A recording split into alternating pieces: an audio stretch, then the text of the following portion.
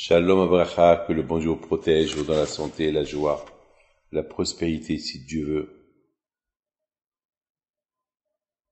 Hier, nous avons parlé combien c'est important de faire du bien à autrui. Un compliment. Vous savez on dit que le Beth Amikdash a été détruit. Quelle est la raison pourquoi le Beth Amikdash a été détruit? À cause de la haine gratuite. La haine gratuite. Moi, je me suis posé une question. C'est quoi la haine gratuite? Ça existe que quelqu'un va détester comme ça un autre gratuitement.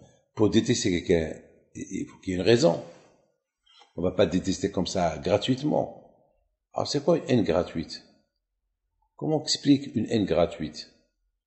À tel point que le Beth Amikdash a été détruit à cause de la haine gratuite, alors qu'à cette époque, il y avait beaucoup de tzadikim. Alors, malgré qu'il y avait des tzadikim, il y avait la haine gratuite. Comment on peut expliquer ça? Mes amis, la réponse, elle est simple. La haine gratuite, ça ne veut pas dire que je déteste quelqu'un. Et c'est pour cela que je le haïs. Non. Une haine gratuite, c'est, vous savez, le bon Dieu nous a créés pour faire du bien à chacun. On dit, Olam Hesedi Bani. Le monde, il a été construit avec miséricorde, avec le bien. Vous savez, vous entrez dans une synagogue, vous allez à la bibliothèque, vous prenez un livre, tout est en ordre. C'est du Hesed. C'est quelqu'un qui a rangé la synagogue. Mes amis, vous prenez un taxi. Vous allez dire, je l'ai payé. Oui, mais imaginez-vous qu'il n'y avait pas de taxi. Alors même si tu es milliardaire et tu veux aller quelque part, il n'y a pas de taxi. Donc, le taximan, même qui vous fait payer la course, mais il te fait un service. Il te prend. Vous rentrez dans un magasin, vous achetez fruits et légumes. Ah, vous allez dire, pourquoi je vais dire merci? Je l'ai payé. Ouais, mais s'il n'y avait pas de magasin, chez qui tu vas acheter les fruits et légumes? Et celui qui a labouré la terre pour faire pousser les légumes et les fruits, lui, pourquoi je lui dis merci? Qu'est-ce qu'il a fait pour moi? Qu'est-ce qu'il a fait pour toi? Mais il a labouré la terre. Mais il est payé. Mais il a fait du business. Oui, mais il aurait pu faire autre chose. Donc, il y a un merci partout. C'est-à-dire que l'être humain, en général, il doit vivre avec le merci. Avec un merci tout le temps. Tout le temps, tout le temps, tout le temps. C'est-à-dire que tu es marié. Alors, je suis marié, ma femme est dépendée de ses parents, maintenant voilà, c'est moi qui la nourris, c'est moi qui achète les vêtements, c'est moi, et c'est moi, et c'est moi, et c'est moi, et c'est moi. Qu'est-ce qu'il fait pour moi? Qu'est-ce qu'il fait pour toi? Il te donne des enfants. Tu peux être multimilliardaire, tu peux être tout ce que tu veux. Si t'as pas de femme, tu n'es rien.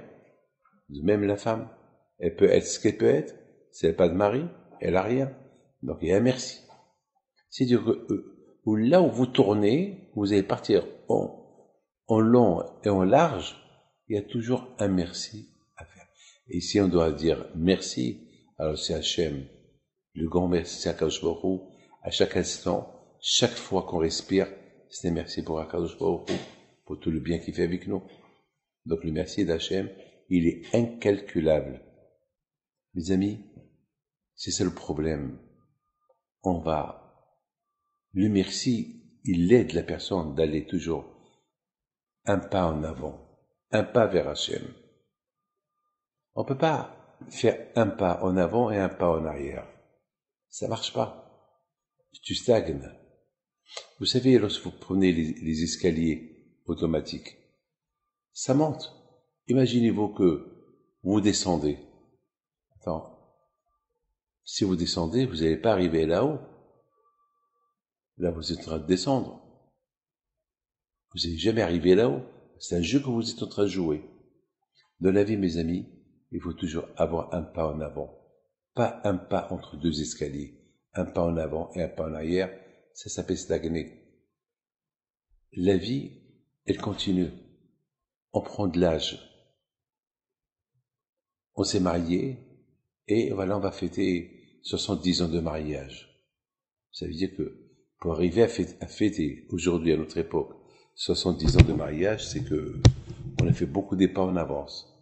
Et c'est ça le plus important. Dans la vie, il faut avancer, avancer. Il ne faut pas reculer, avancer. Lorsqu'on avance, avec tout, dans des bonnes conditions. C'est ça le plus important. C'est de savoir avancer, savoir dire merci, et savoir, avec tout cela, si on sait avancer, et si on sait dire merci, alors c'est des pas en avant, en avant, en avant, en avant. Vous savez, cette semaine, j'ai dit, il y a beaucoup de gens qui leur posent la question, est-ce que vous avez la émouna que Mashiach va venir? Il va vous dire oui. Vous croyez en Dieu? Il va vous dire oui. Mais croire en Hachem, c'est pareil qu'avec un oui. Croire en Hachem, c'est avec toutes les conditions, toutes les épreuves que tu peux être éprouvé dans ta vie, et tu n'arrêtes pas une seconde de les accepter, et malgré tout tu aimes Hachem, ça, c'est, tu aimes Hachem. Mais c'est pas tu aimes Hachem lorsque tout va bien, et au moment de l'épreuve, rien ne va plus. Vous savez, ici à Miami, il y a une femme, la pauvre, à qui j'ai posé la question, une femme que sa fille, elle est portée disparue dans cet immeuble-là qu'il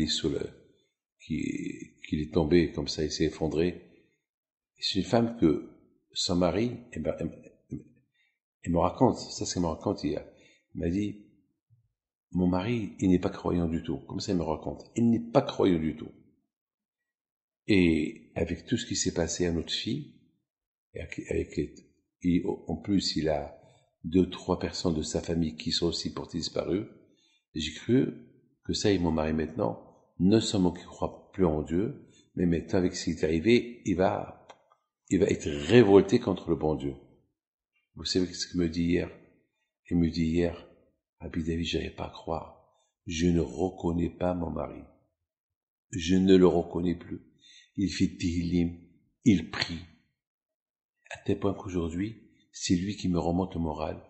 Et me dit, tu sais, si jamais la petite, elle est plus là, ben c'est Hachem qui a voulu.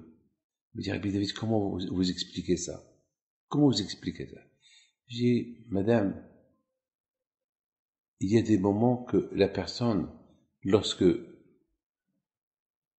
la personne veut avancer, Akadosh Baruch Hu, il l'aide pour avancer. Mais lorsque la personne elle veut reculer, alors Akadosh Baruch Hu, il va l'aider pour reculer. Mais votre mari, il a un déclic. Ce déclic-là, il a un déclic qui est vrai. Il a réfléchi. Il a réfléchi. La réflexion, elle amène à la vérité. C'est tout. Avoir le temps de réfléchir. Lorsqu'on réfléchit, c'est automatiquement. Bien réfléchir, c'est un pas en avance.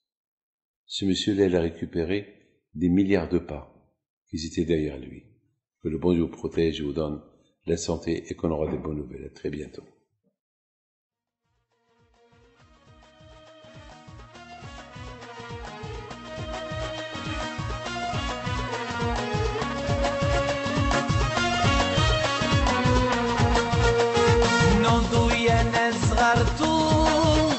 على ربيع حي بينتو وقف لنا زي خو